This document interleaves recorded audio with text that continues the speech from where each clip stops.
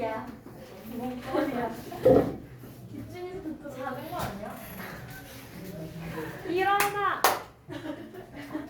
아니 실시간도 아닌데 뭘? 볼 때 약간 졸그래.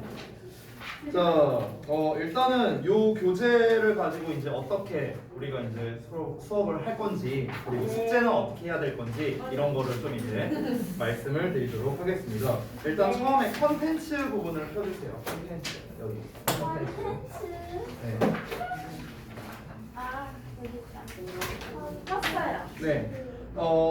이제 이 첫 단추 모의고사 교재 같은 경우는 이제 예비 고1용 교재로서 이제 우리가 지금까지 해왔던 문법과는 조금 다릅니다.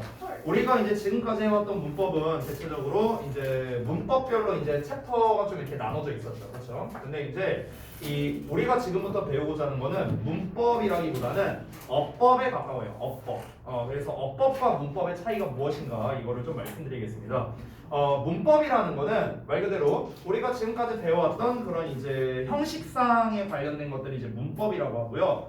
어법이라는 거는 쉽게 말하면 문법적인 요소와 해석 또는 구문적인 요소가 결합된 것을 어법이라고 생각을 하시면 되겠습니다. 즉 문법은 단어 단위의 그런 것들이었다면 이제 어법이라는 거는 이제 좀 문장이나 아니면 이제 맥락이나 이런 전반적인 것과 관련되어 있는 게 어법이다. 즉 어법이라는 거는요, 우리가 지금까지 배워왔던 문법적 사항도 알아야 되면서 해석도 할 줄 알아야 해결이 가능한 영역이 바로 어법이다 라고 생각을 하시면 됩니다. 어법이라는 거는요, 사실상 고등학교 1학년 때부터 본격적으로 이제 시험에 나오기 시작하는 그런 영역이 되는 겁니다. 그래서 지금 챕터를 보면은요, 파트가 5개밖에 없어요. 파트로 따지면요. 그렇지? 거기에 세부적인 챕터가 나눠져 있는데 우리가 지금까지 봐왔던 그런 챕터의 순서랑은 약간 다를 겁니다. 여러분이 보시면. 자, 그래서 어떻게 나눠져 있는지 좀 보자면 첫 번째는 문장 구조에 관련된 게 나와 있죠. 문장 구조는 주어 동사의 수일치,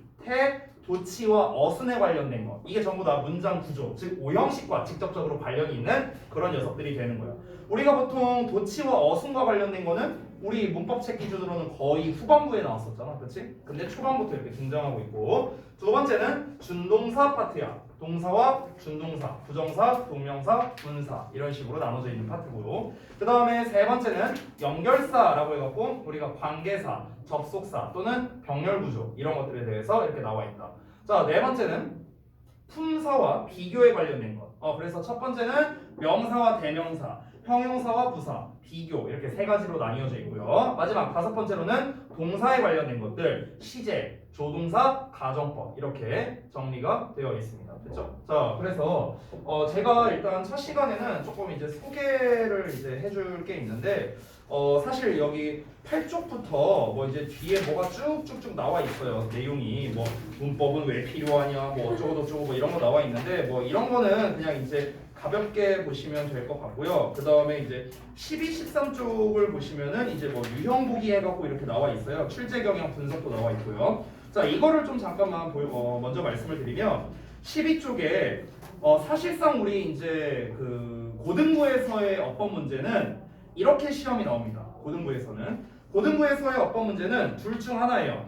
선택형 어법이나 아니면 밑줄형 어법. 됐어? 이렇게 둘 중 하나로 나온다라고 생각하면 되는데 당연히 난이도는 밑줄형 어법이 더 높습니다. 왜냐면은 선택형 어법은 어느 정도는 찍기가 가능해요. 어느 정도는. 그리고 문제 의도가 나와 있어. 얘는 문제 의도가 나와 있어. 문제 의도가 예를 들어 거기 예시에 나와 있는 traveling/traveling/라고 나왔다는 거는 우리가 간단히 생각하자면 능동형 쓸래, 뭐 수동형 쓸래 약간 이런 식으로 우리가 문제 의도를 보자마자 파악을 할 수가 있다는 거지. 그런데 밑줄형 어법은 찍기가 사실상 불가능합니다. 불가능하고 문제 의도도 안 나와 있고요. 심지어 5군데잖아요. 선택형은 3개인데, 그치? 그러다 보니까 당연히 밑줄형 어법이 난이도가 높고 대부분의 고등부 시험지에서는 밑줄형 어법으로 출제를 하고 있습니다. 자, 오른쪽에는 이제 출제 경향 분석이라고 나왔는데 이거는 사실은 수능과 모의고사를 기준으로 출제 경향이 나온 거기 때문에 크게 의미는 없습니다. 선생님께서 좀 이제 여러분이 이제 저희 학교나 다른 학원에서 얘기를 들으셨는지는 모르겠는데 선생님이 지난번에 한번 시간을 내 갖고 입시에 관련된 내용을 잠깐 얘기를 한 적이 있었던 걸로 기억을 합니다. 그래서 그거랑 좀 관련지어서 말을 하자면 내가 그 이제 내용이 기니까 그냥 한마디로만 요약할게요. 한마디. 지금 여러분 시점에서는요, 너네가 지금 현재 중학교 2학년이고 2년 뒤에 고등학교로 올라가잖아. 니네가 고등학교 되는 시점에는 지금보다 더더욱 내신이 중요해. 더 내신이 중요합니다. 더. 그래서 지금도 내신이 중요하거든. 너네가 아마 그런 얘기 들어봤을 거야. 정시가 뭐 확대됐니 뭐니 아마 들어는 봤을 거예요. 그런 말을. 근데 그거랑 무관합니다. 정시가 확대됐으니까 내신보다 수능이 더 중요한 거 아닌가? 이렇게 생각을 할 수 있어요. 근데 그게 아니에요. 이유가 있어. 근데 이유를 설명하려면 좀 기니까 제 말을 그냥 믿어주시기 바랍니다. 내신이 중요해요. 무조건 중요합니다. 그러면은 우리는 수능 또는 모의고사에 대한 이런 유형뿐만 아니라 내신 유형도 우리는 같이 파악을 해야 되는 거야. 내신 유형도. 알겠지? 그래서 처음에 이제 우리가 이 책에 있는 순서대로 물론 나가긴 할 건데 숙제도 이 부분이 나가긴 할 건데 오늘은 전체적인 총괄적인 얘기를 해주겠습니다. 자, 필기를 좀 하면 좋을 것 같거든. 지금부터 제가 얘기하는 거는요, 어떤 책에도 안 나와 있어요. 어떤 책에도 안 나와 있어. 그렇기 때문에 너네가 좀 필기할 수 있는 공간이 있으면 좋겠습니다. 뭐 스프링노트에다가 하셔도 되는데 스프링노트 또 이제 새거 받으면 또 버려야 되니까 기왕이면 여러분 개인 노트면 좀 좋을 것 같은데 개인 노트가 보통 잘 없죠. 그냥 스프링노트에 쓰세요. 어쩔 수 없이. 네, 노트에다가 쓰는 게 나을 것 같아요. 책에다가요? 거기 초록색이라 잘 안 보이지 않을까? 아, 네. 그거 편한 대로 하세요. 뭐 어디다가 해도 상관없어요. 노트에다 하든지 뭐 책에다 하든지 그거는 뭐 여러분 자율입니다. 자율. 제가 뭐 그거 갖다가 뭘 하진 않는데 편하게 필기를 하시면 되겠습니다. 지금부터 선생님이 말해줄 건 어떤 거냐면은 바로 고등 기출 유형에 대해서 설명을 해줄 거예요. 고등 기출 유형. 사실 선생님이 고등 기출 유형이라고 썼지만 실제로는 중등부에서도 많이 나오는 애들이야. 알겠지? 근데 중등부에서는 좀 어떤 문법 문제가 많이 나오냐? 너네가 아직 학교 시험을 아직 안 봐봤잖아. 중등부에서는 대부분 뭘 중시하냐면은 암기를 중시해. 암기를. 문법적인 암기. 예를 들어서 내가 하나 퀴즈 한번 내볼게요. 자, 사역동사, 목적어 이러면 틀리는 거야. 동사 원형. 됐지? 이런 식으로. 사역동사, 목적어, 동사 원형. 이거 뭐야? 암기잖아. 암기. 그치? 자, 예를 들어서 cannot help ing 이런 거. 이거 뭐야? 암기. 됐어요? 하나만 더 해볼까? look forward to ing 이런 거. 됐어? 그러니까 이런 게 나온다고. 이런 게. 중등부에서는 이런 걸 선호해요. 그러니까 이 문법적 사항을 네가 진짜 제대로 잘 외우고 잘 공부했느냐. 됐지? 이런 게 이제 중등부에서 나온다면 고등부에서는 이제 어떻게 나오냐면은 그 암기 사항은 당연한 거야. 그냥 당연한 거야. 네가 당연히 알고 있어야 돼. 이런 거야. 그렇기 때문에 그런 거에 관련된 문제를 내진 않아. 우리가 약간 수학으로 비유하자면 우리가 수학 시험에서 우리가 이제 초딩 때 배웠던 사칙연산들 있잖아요. 그 사칙연산을 막 엄청 꼬아갖고 문제를 내거나 이러진 않잖아. 방정식이면 방정식으로 내고 함수면 함수로 내지 누가 더하기 빼기를 결정적인 걸로 해갖고 시험을 내. 그렇잖아. 그치? 그러니까 그런 것처럼 영어도 마찬가지라는 거야. 그 암기에 관련된 거를 직접적으로 문제에 출제를 많이 안 한다는 거야. 오케이?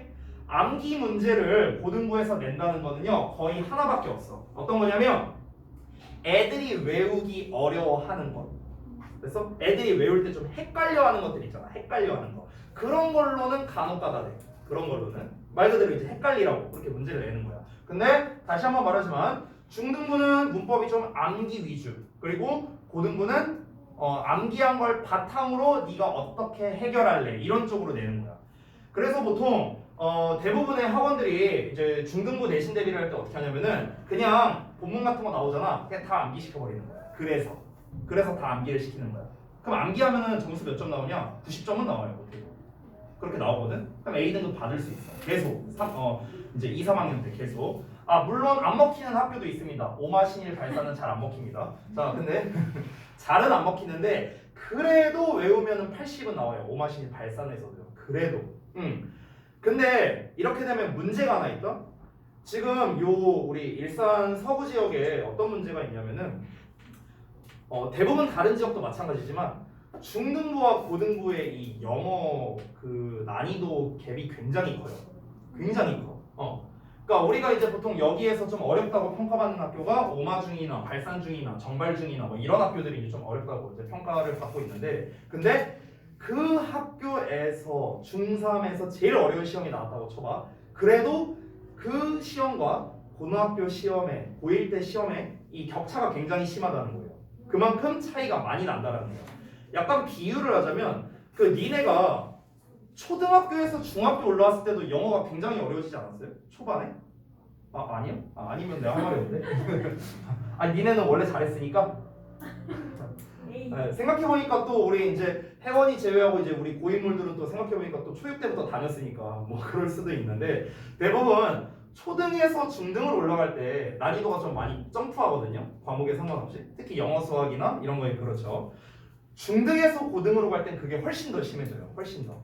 그래서 어떤 문제가 발생을 하게 되냐면, 예전에 선생님이 지금은 졸업한 지 좀 된 친구인데 지금 올해 21살인 저동고 다녔던 남학생이 한 명 있어. 그 친구가 어땠었냐면, 그 친구가 발산중 출신이야. 발산중.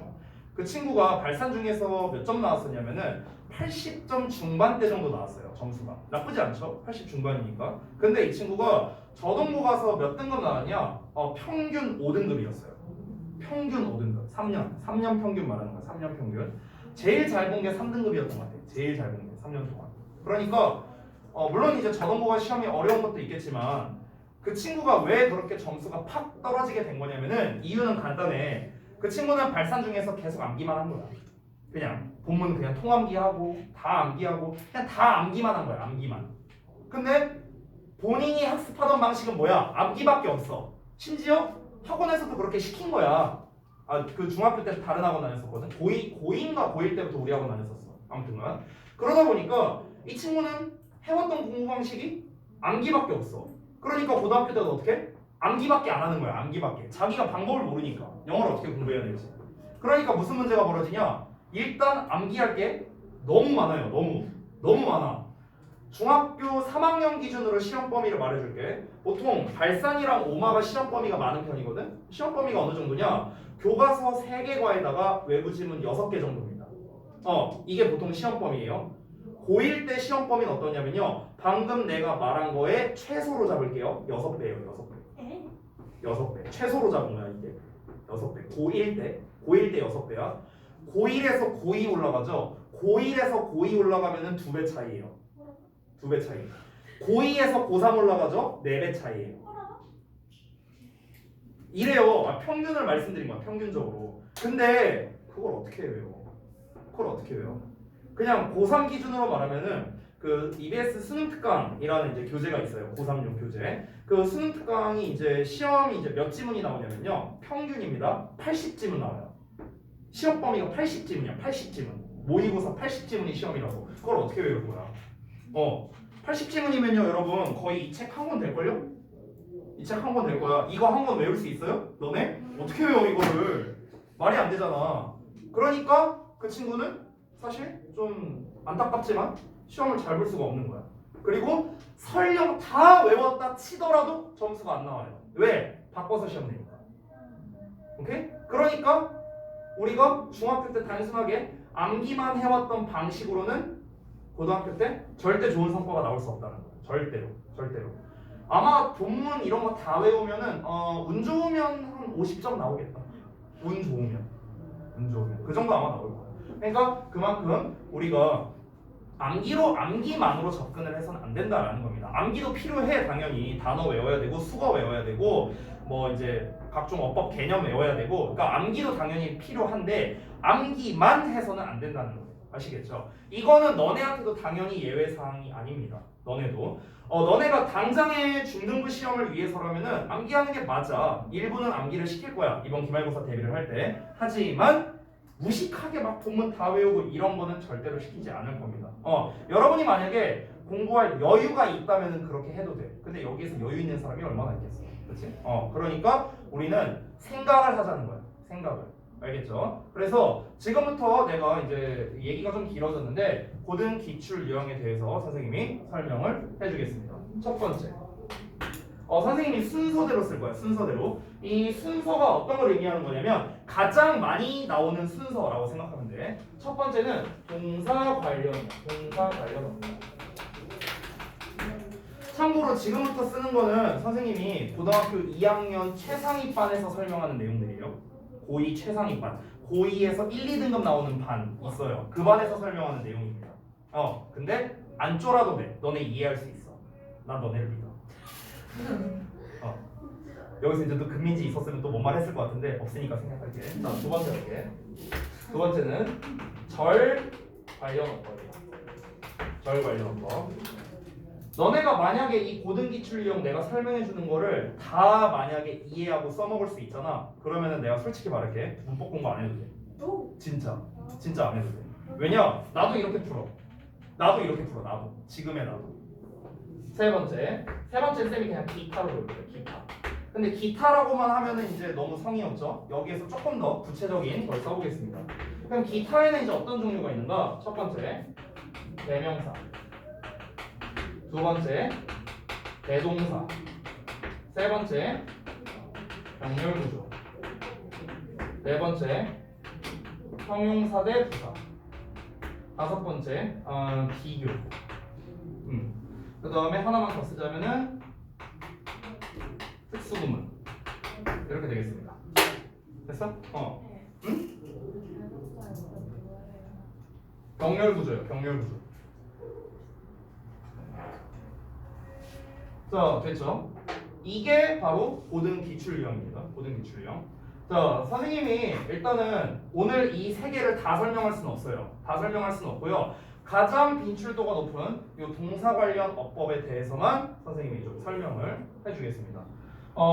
어떤 영어 시험이든지 시험의 종류가 상관이 없어요. 내신 시험이든 뭐 중학교 내신이든 고등학교 내신이든 모의고사든 수능이든 아니면은 대학교 시험이든 심지어 토익 시험이든 공무원 시험이든 시험의 종류랑 무관하게 어떤 시험에서든지 간에 문법에서 어법에서 제일 많이 나오는 건 동사 관련이에요.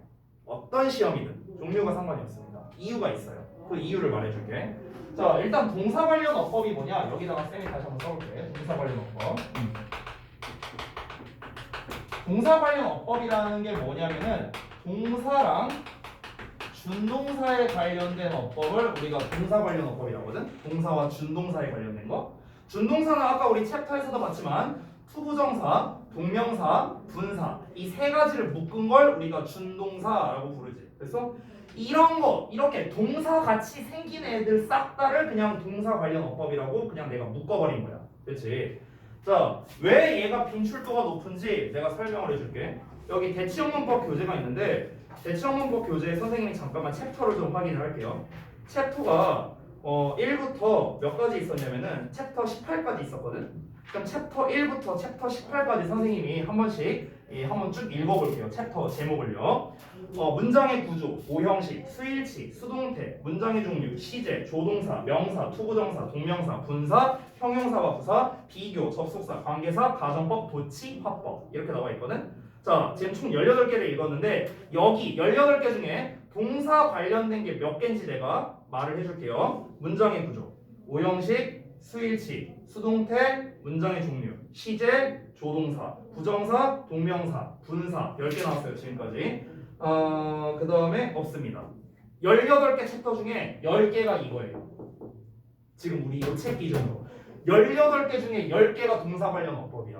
그러면 당연히 얘가 시험에 많이 나올 수밖에 없지. 간단하죠? 그래서 동사 관련 어법이 시험에 많이 나온다는 거. 정리하자면 됐죠?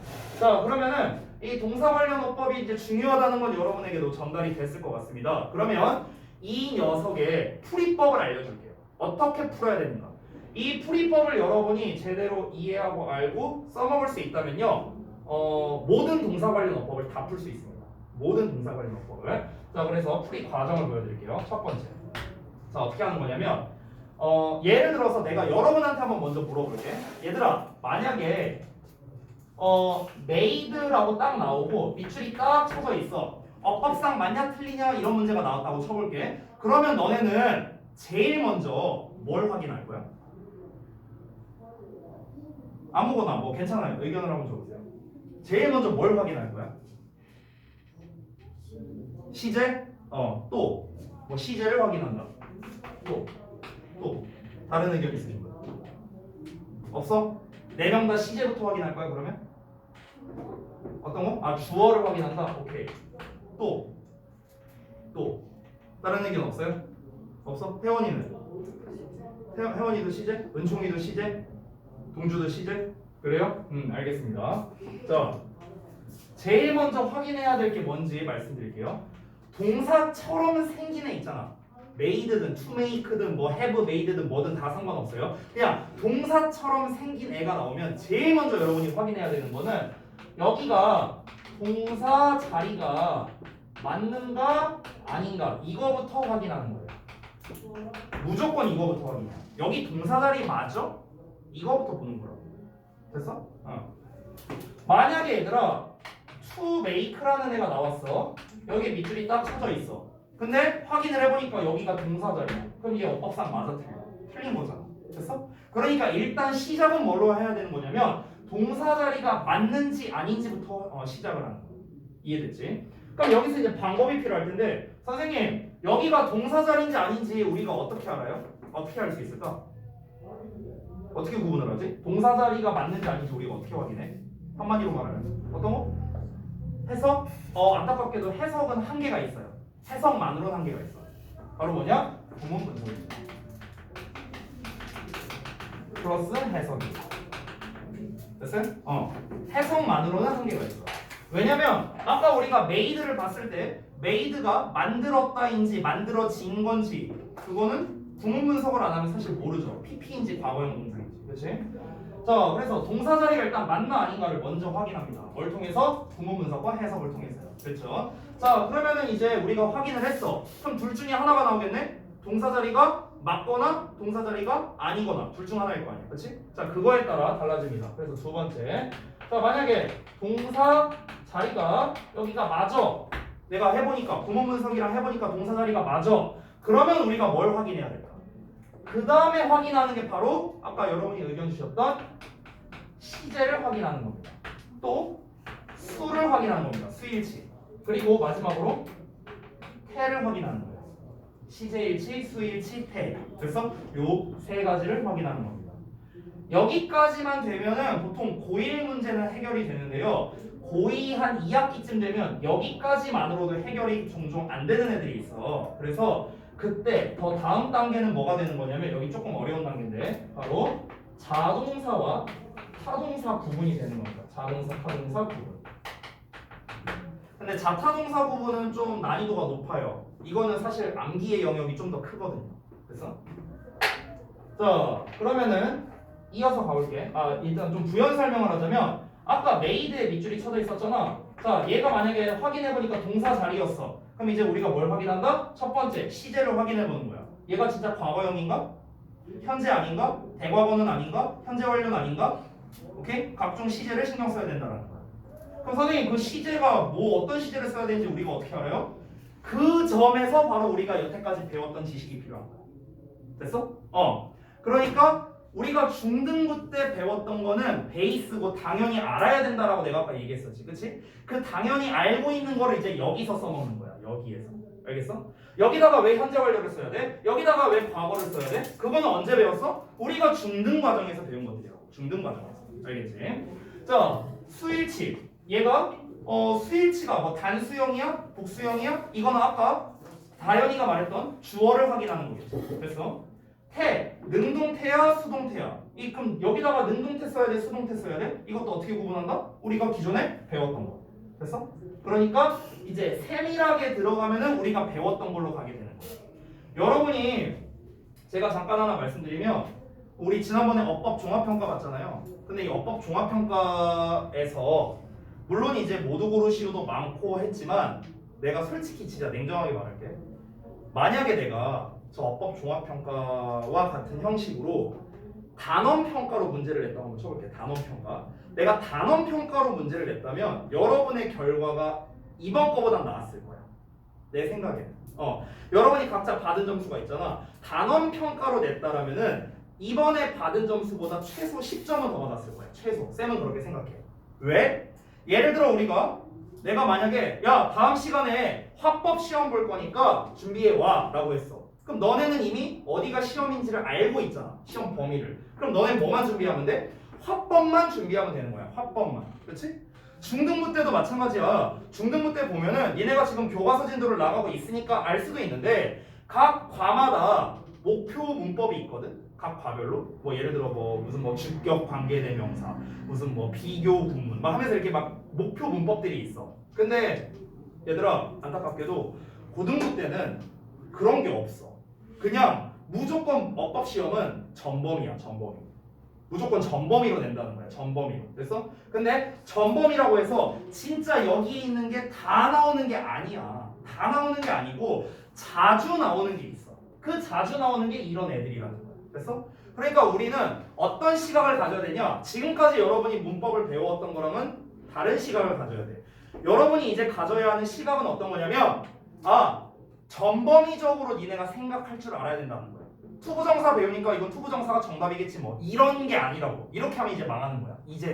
이제는 전범위적인 시각을 가져야 된다. 세부적인 내용은 여러분이 기존에 배웠던 이런 교재로 학습이 돼야 되는 거고 지금부터 쌤이 알려주는 거는 어떻게 우리가 이거를 처리해야 되는가 이 과정을 보기 위해서 쌤이 지금 알려주는 거야.